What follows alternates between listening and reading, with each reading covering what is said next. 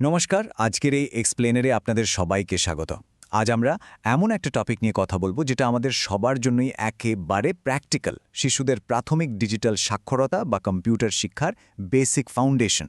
কিভাবে একেবারে ছোটবেলা থেকেই বাচ্চাদের প্রযুক্তির সাথে একটা পজিটিভ উপায়ে পরিচয় করানো যায়, সেটা নিয়েই আমরা মূল সোর্স মেটেরিয়াল থেকে দারুণ কিছু ইনসাইট জানব। তো চলুন শুরু করা যাক। চলুন সোজা টপিকে ঢোকা যাক।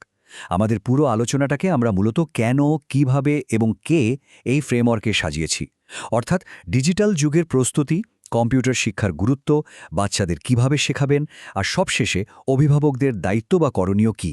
ব্যাপারটা খুব সিম্পল আর স্ট্রাকচার্ড হবে। তো আমাদের প্রথম সেকশন ডিজিটাল যুগের প্রস্তুতি এবং ভিত্তি স্থাপন। দেখুন, বর্তমান সময়ে দাঁড়িয়ে প্রযুক্তিকে এড়িয়ে যাওয়ার তো কোনো উপায়ই নেই, তাই না? ভবিষ্যতের নাগরিকদের জন্য এটা এখন জীবনের একটা অবিচ্ছেদ্য আর প্রাথমিক ভিত্তি হয়ে দাঁড়িয়েছে। তাই শুরুতেই এই মজবুত ভিত্তিটা গড়ে তোলা একেবারেই অপরিহার্য। সোর্স মেটেরিয়াল আমাদের একটা দারুণ পয়েন্ট দিচ্ছে। ছোটবেলা থেকেই শিশুদের কম্পিউটার সম্পর্কে ধারণা দিলে তারা ভবিষ্যতের জন্য দক্ষ ও আত্মবিশ্বাসী হয়ে উঠতে পারে।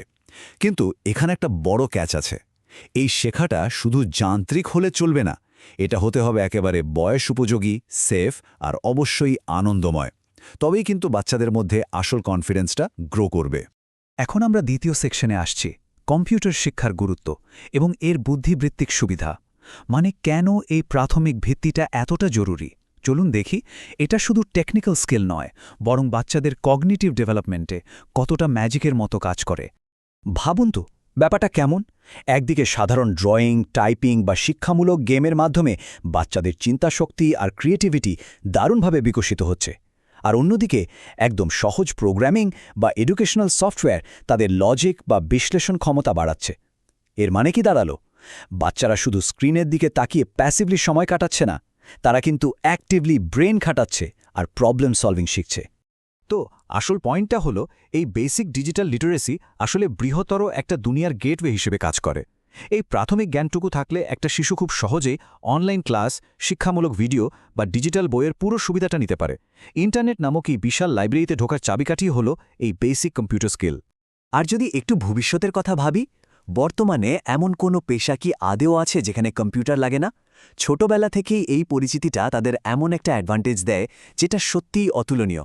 আধুনিক ওয়ার্কফোর্সের যে কোনো চ্যালেঞ্জ মোকাবেলায় এই স্কিল তাদের সবসময়ের জন্য প্রস্তুত করে রাখবে। তাত্ত্বিক সুবিধা বা থিওরি তো অনেক হলো, এবার আমরা ৩ নম্বর সেকশনে যাব, শিশুদের কিভাবে শেখাবেন তার ব্যবহারিক পদক্ষেপ। চলুন দেখি অভিভাবক বা শিক্ষক হিসেবে আমরা ঠিক কিভাবে কাজটা করতে পারি। এখানে খুব সিম্পল আর ক্রমান্বয়িক 5টা স্টেপের কথা বলা হয়েছে। খেয়াল করুন, শুরুতেই কিন্তু কোনো জটিল কোডিং নেই। ধাপ 1-এ আছে একদম বেসিক হার্ডওয়্যার চেনানো, কোনটা মনিটর, কিবোর্ড বা মাউস। এরপর ধাপ 2 আর 3-এ আছে খেলাধুলা এবং বয়স উপযোগী সফটওয়্যারের মাধ্যমে মজা করে শেখা। ধাপ 4-এ গিয়ে আসবে খুব সাধারণ টাইপিং আর ড্রয়িং প্র্যাকটিস। আর একদম শেষে ধাপ 5-এ খুব ধীরে ধীরে তাদের ইন্টারনেট সেফটি বা নিরাপত্তার বিষয়টা বোঝাতে হবে। এই ধাপে ধাপে এগুনোটা কিন্তু সত্যি খুব ইম্প্যাক্টফুল। আর এই ব্যাপারটা আমাদের সামনে একটা দারুণ চিন্তার জায়গা তৈরি করে দেয়। সব তো হলো, কিন্তু এই পুরো শেখার প্রক্রিয়াটাকে আমরা ব্যালেন্সড আর সেফ রাখব কীভাবে? কারণ টেকনোলজির যেমন ভালো দিক আছে, তেমনি তো কিছু রিস্কও আছে, তাই না? আর এখানেই আসছে আমাদের শেষ সেকশন, অভিভাবকদের করণীয়। বাচ্চাদের এই ডিজিটাল জার্নিতে সবচেয়ে বড় গাইড কিন্তু বয়স্করাই। তাদের সঠিক পরিচালনা ছাড়া পুরো অভিজ্ঞতাটাই অসম্পূর্ণ থেকে যায়। সোর্স ম্যাটেরিয়াল এখানে 4টে খুব ক্রুশিয়াল রুলের ওপর জোর দিচ্ছে। প্রথমত, একটা নির্দিষ্ট লিমিটের পর স্ক্রিন টাইম একদম বন্ধ। দ্বিতীয়ত, কন্টেন্ট হতে হবে নিরাপদ আর শিক্ষামূলক।